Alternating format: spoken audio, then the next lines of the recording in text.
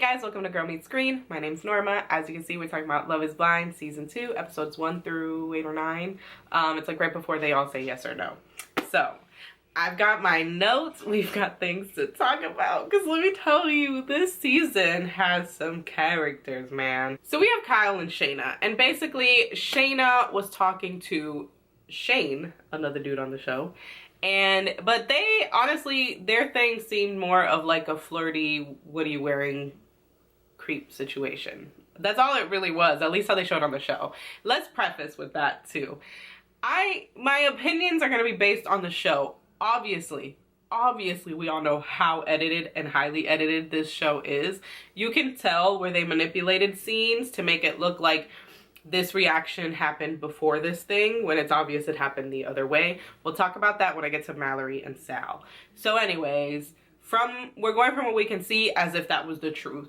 It probably isn't, so, you know, let's take our opinions with a grain of salt about everyone on the show. Anyways, she was talking to Shane. He chose ends up choosing somebody else basically, but she's still stuck on like, oh no, that's the guy I'm supposed to be with or whatever, because she's Looney Tunes. Anyways, Kyle was another dude she was talking to, and I don't know if she just wanted to keep going on the show. That's what it kind of seemed like to me. And so she just like said yes when he proposed, which, again, this is the editing, this is how we're watching it, but like, out of nowhere they suddenly have a connection, because mind you, up until now we really only saw her talking to Shane, and then when he like tells her like, yeah, no, I'm still choosing Natalie, she's like, oh, okay, whatever. Kyle is an atheist, and she is suddenly, Christianity is so important to her, even though we've watched her the entire season talking about what she's wearing with Shane. But you know, no judgment, baby, no judgment. I got 2 kids out of wedlock. Who am I to speak? But anyways, yeah. So she's worried because he's atheist. She's got religion. He's obviously not worried because he's atheist, right? Like, what does he care? Like, what your religion is. So she's super worried about it, but like, he proposes to her with his grandma's ring for whatever Looney Tune reason. She says yes, which mind you, like, why would you say yes? You know you ain't feeling this dude. He's an atheist. You're religious. Like, that's a mess. But also, it was his grandma's ring, and you knew you didn't want to be with this man. Like, I would be like, look, I can't even pretend. Never mind. No. Anyway, she takes the ring. So she ends up like saying yes, and then going to talk to Shane and saying, hey, I just got proposed to, but I want you. And he was just like, yeah, you're too late. Like, I've got Natalie. I honestly think though, Shane, it's like a power thing. Like, he just wants them to like him, but then it's like, okay, now that you like me, like, whatever. Thankfully, Kyle and Shayna do not last. He meets her I think they meet each other's, yeah, they meet each other's family, but then she's like, I can't do this. They were like the new age Mark and Jessica, because he was so delusional, y'all. He was like, I know I can make Shayna, you know, I know she'll learn to love me. Boy, if you don't. And she literally was like, Jessica, like, he's younger than me, I'm not interested. Like, I don't know. But she had the sense to be like, I'm out. Forget it. Moving right along to another couple struggling with attraction and like really feeling each other. We've got Shake and Deepti. They are both Indian. They've both only dated white people. And now they're taking a chance on each other. He has this like come to Jesus moment, this realization that like, you know, she's everything he wants. Like this Indian woman who knows his culture, knows his background, and has all the qualities he would want in a wife. He has all these visions for his business he wants to grow, and she's all, you know, ready to support it, like be that wife. So he loves all of that, but he's not attracted to her. And I think she also somewhat wasn't attracted to him because, you know, she's used to dating white boys.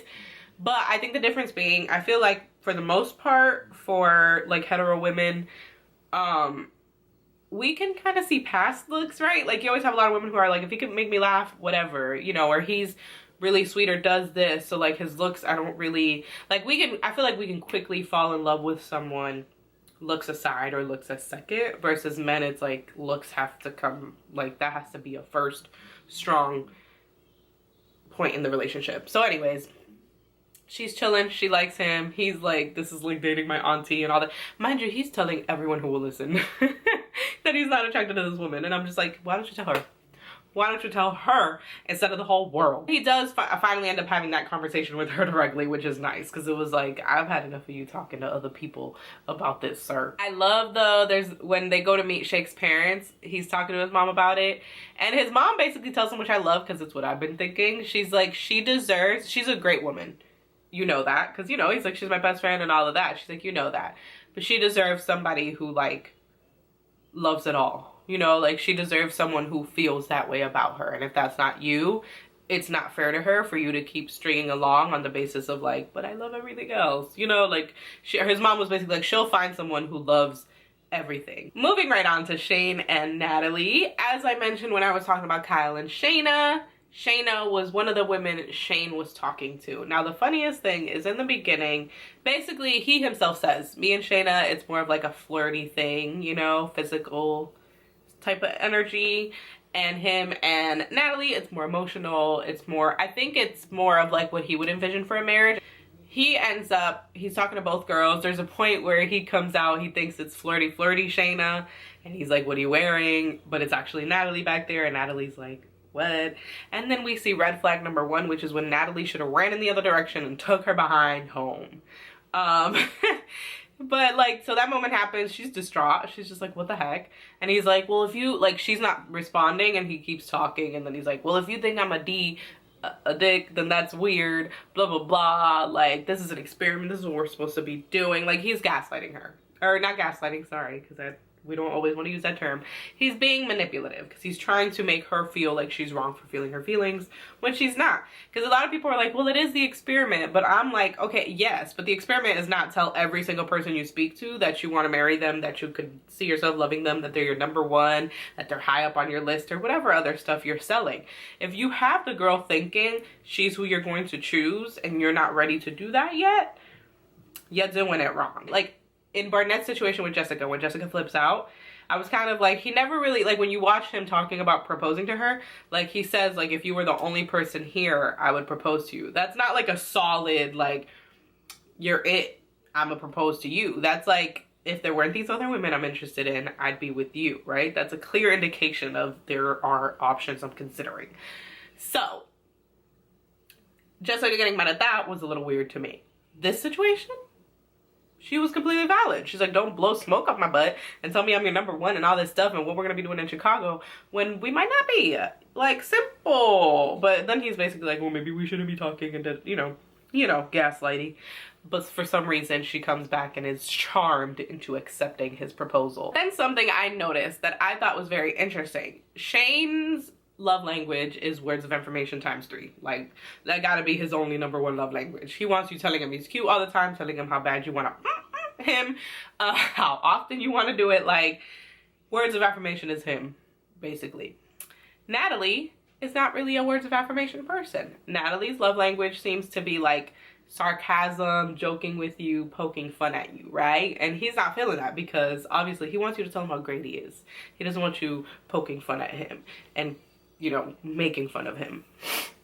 And she's sassy. He doesn't like any of that. Like, they get to Mexico and he's like, what is this? Like, why are you being like that? Like, you're being mean. You're being this. You're being that. Which, granted, which is the tricky thing with this pod experiment, right? Is because you're putting your best self forward and, like, expressing yourself, trying to find who you want, but people won't really get to see those little quirks. And then people are like, what the heck? And so in the pod, she comes off as this very, like, I'm going to affirm you of how I'm feeling, because you consider everybody's doing that in the pods. If there's a person they know they want to marry, they're like, hey, I know I want to marry you. I love you. I think you're great. I think you're this. I think you're that.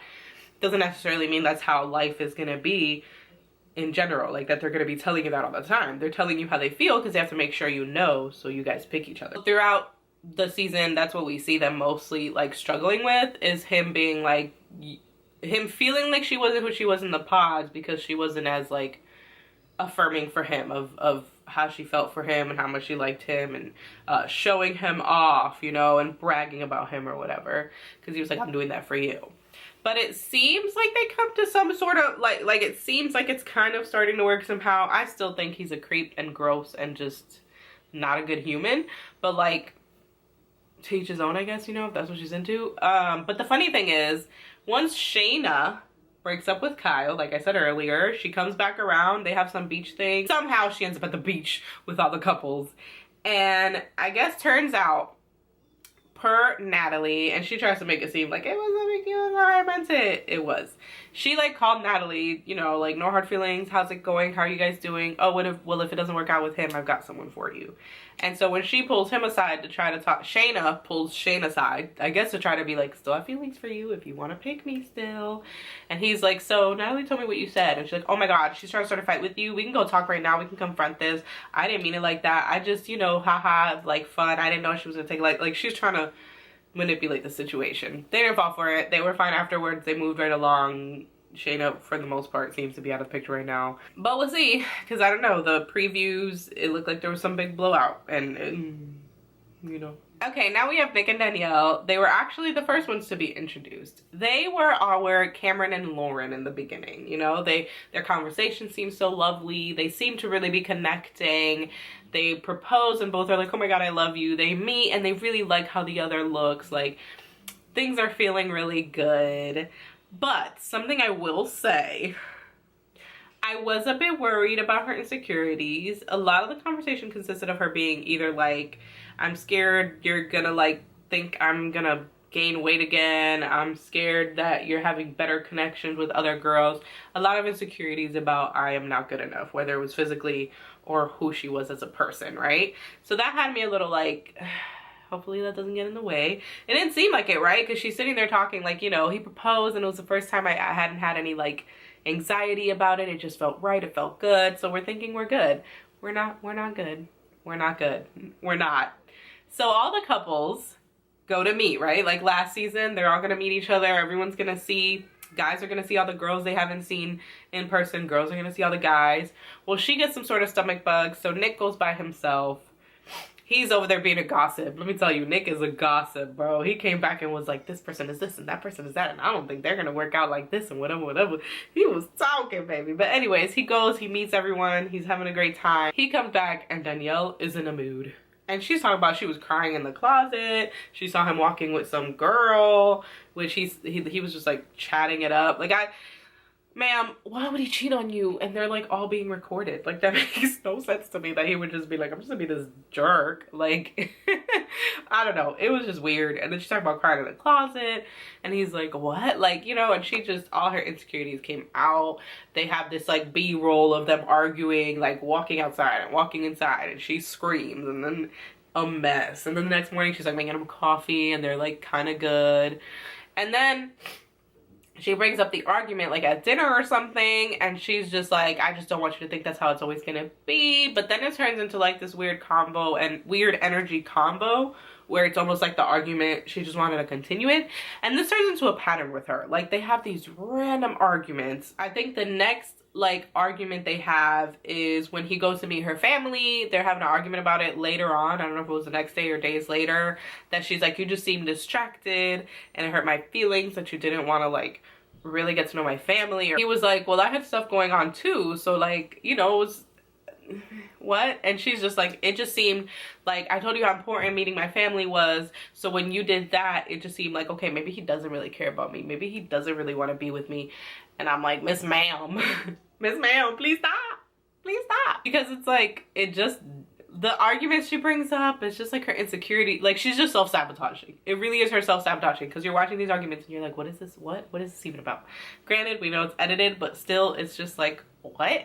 Because she says that and she stands in it, because that's the problem. It's not like she has these arguments, right? And then she comes out of that insecure place and she's like, I'm sorry, babe, I was tripping. Not even true. Because I won't lie, I have those moments with Cam. Like, you know, we're going on 6 years now, and like, he's learned, you know, like how to help me through those spaces. But I do have spaces where I'm just like, I'm just insecure. Like, I think you don't think I'm, you know, attractive, or you're talking to someone else, or you're gonna find someone else, or whatever it may be. But like, once you get out of that insecure state, you're like, yeah, I was just, you know, I'll tell, like, I'm just in an insecure space. Even in the moment, I'm like, I'm just in an insecure space, and I'm talking about, like, it doesn't mean you did something or that this is true. I'm just feeling some type of way.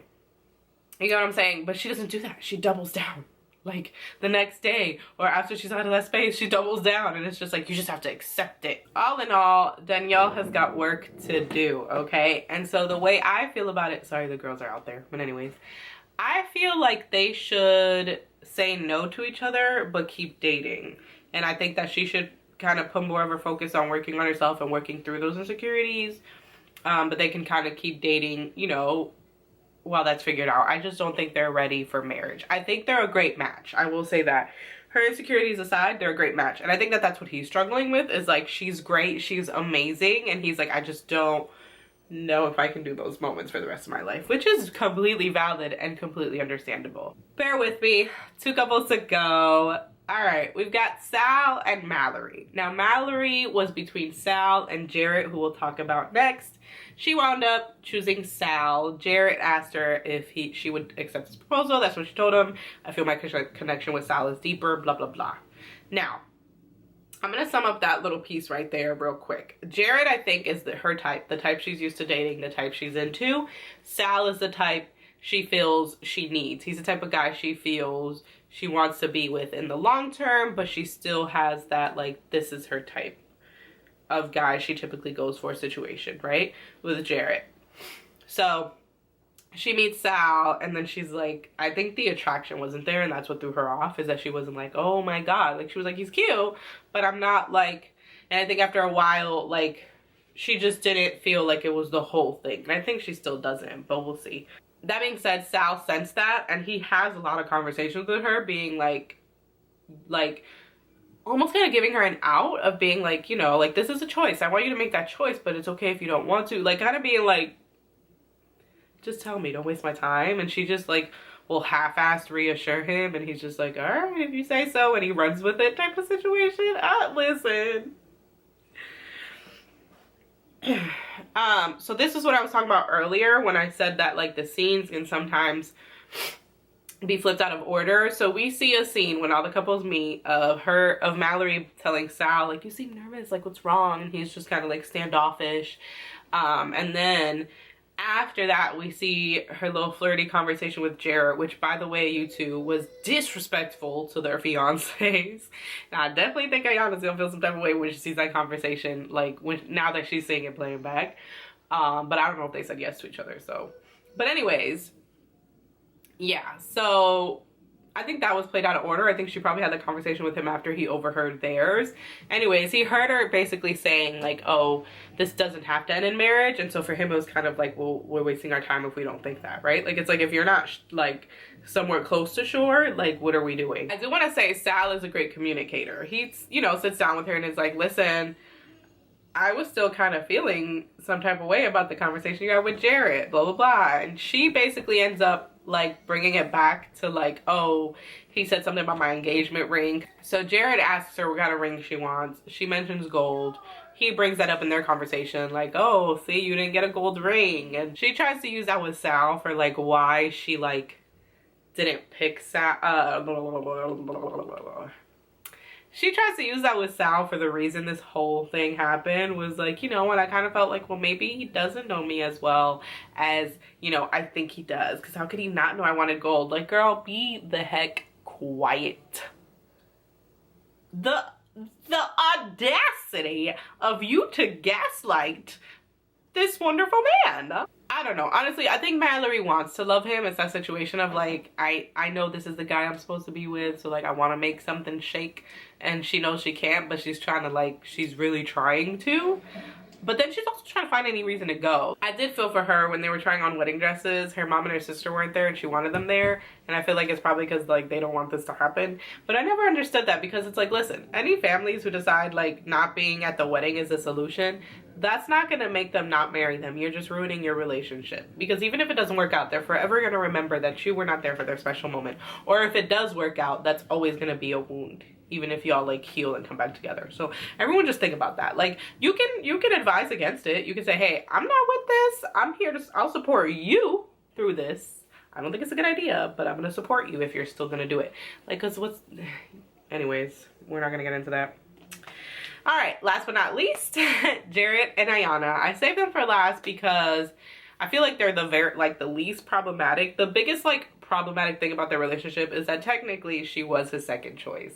I know that can be tough, that can be stressful and upsetting, but I mean, I don't know, I'm on the fence. Like I get all of her insecurities about it, but I also feel like if you agreed and you knew that, because she ends up knowing it, he tells her, you know, everything that happened with Mallory and her saying no and all of that. But it's like, you knew it when you said yes. So like, you're gonna have to kind of work through those feelings to be like, I said yes, which means I'm deciding to let that piece of information go, you know, because there's moments where she's like, well, I wasn't the only one you were, you know, choosing, or like she reads into him having gifts from exes where it's like he had like a watch holder box thing, and it's like, I don't think he's really thinking about his ex staring at that, ma'am. Like, relax, it's okay. Cameron has some stickers he uses for mowing the lawn, which I understand her though, because I just want to throw them away really badly. But yeah, so I don't know, she definitely has to deal with that insecurity. But other than that, like, they are really great at communicating with each other. You know, he's really receptive when she tells him what she's thinking or feeling, and vice versa. So like, looking at them, I think they would make a great couple. One issue, as I was like listening to people on YouTube talking about it, that one girl brought up was like feeling like, oh, she's a homie, you know, like they wouldn't really get married, they would just be really good friends. And I could kind of see that, but I can also see where like that's a great base for a marriage.